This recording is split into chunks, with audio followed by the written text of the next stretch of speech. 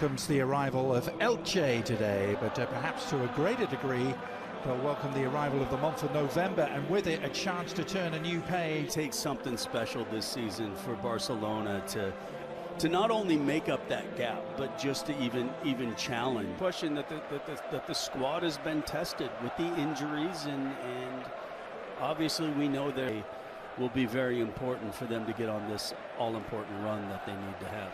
Well, so some key players who will, I'm sure, at some stage feature today. It'll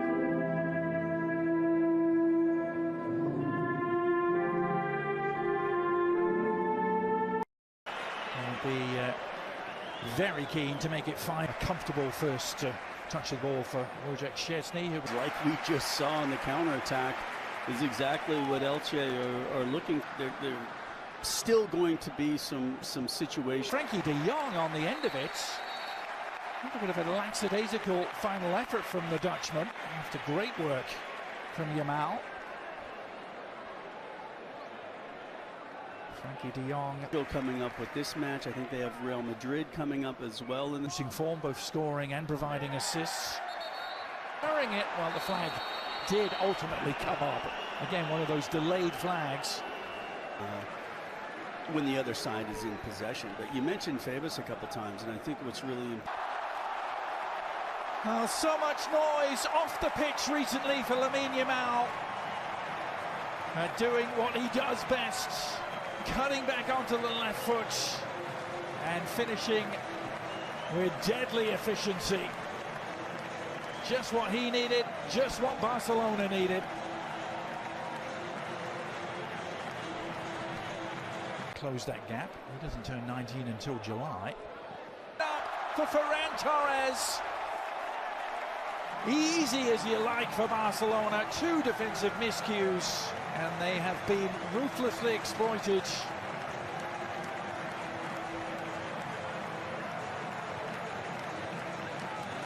Yeah, I think this one, Adrian, was a little more unfortunate than just a poor giveaway. Has reached the 50-goal mark in his Barcelona career with how comfortable Real Madrid beat Valencia yesterday.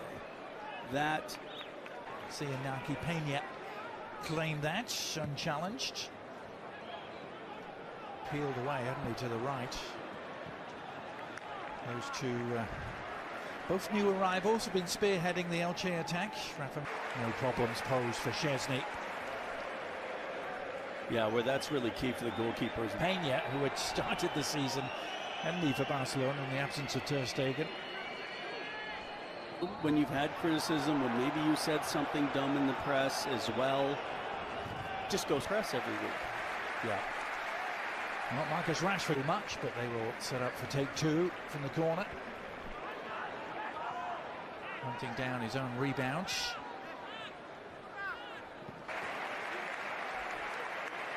The last minute, he was always a little off balance.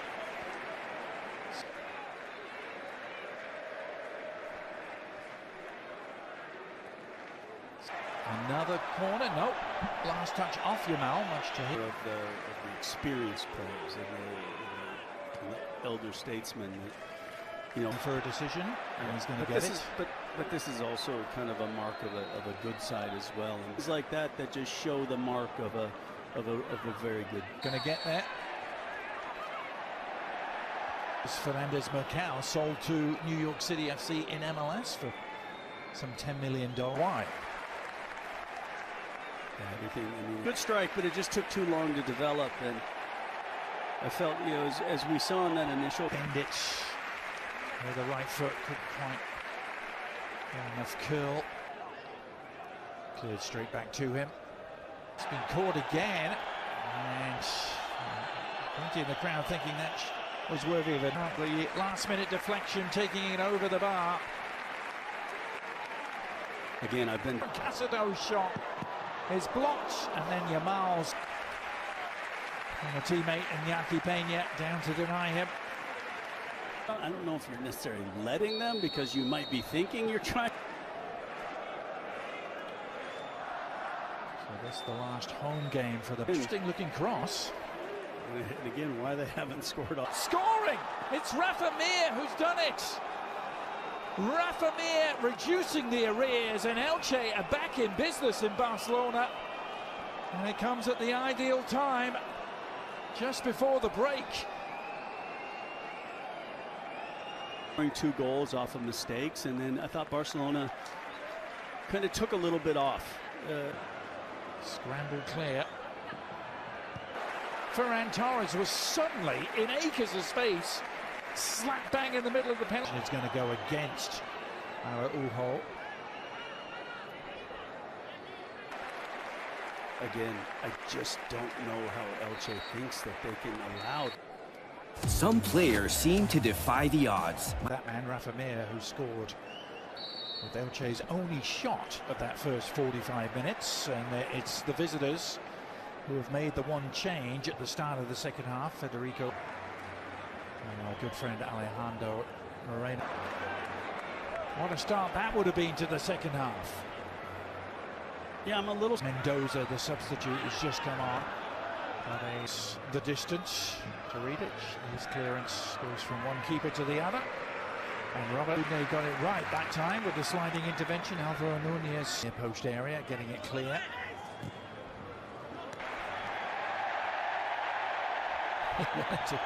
wanted to get it dispatched quick. Higas doing enough to stop him. Defensive presence as well, and that was enough to put offside.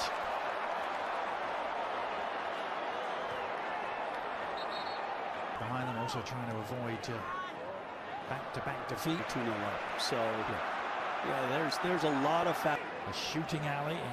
His effort cannoning into a defender falls for Yamal, who goes outside this time. Could actually hit his own man potentially. We'll see on the angle from which he scored. Almost the same sort of finish, and Eder Sarabia loving what he has to recognize. He has to recognize when, yes, it's the right. Elche even got as much of a point here. It was over a decade ago. If you go back to May of 24. Win 2 or 3 in a row to get yourself out of the relegation zone. So they've put themselves in a great position. Can't quite believe the decision has gone against them here. What a finish! Marcus Rashford is loving life in Barcelona. And he has the goals to show for it. And he re-establishes the 2-goal advantage that Barcelona have been craving. There, Casey, one little ball over the top, and what a pass from Fermin. To put them in that kind of space, one-on-one against the likes of the inform from Koundé, it allowed the recovery, and even if Rashford. Elche arrived here having only conceded 10 times. It struck again. Second time they've hit it in the second half. And Frankie de Jong was the immovable object in his path. But it will be. It's showing that he can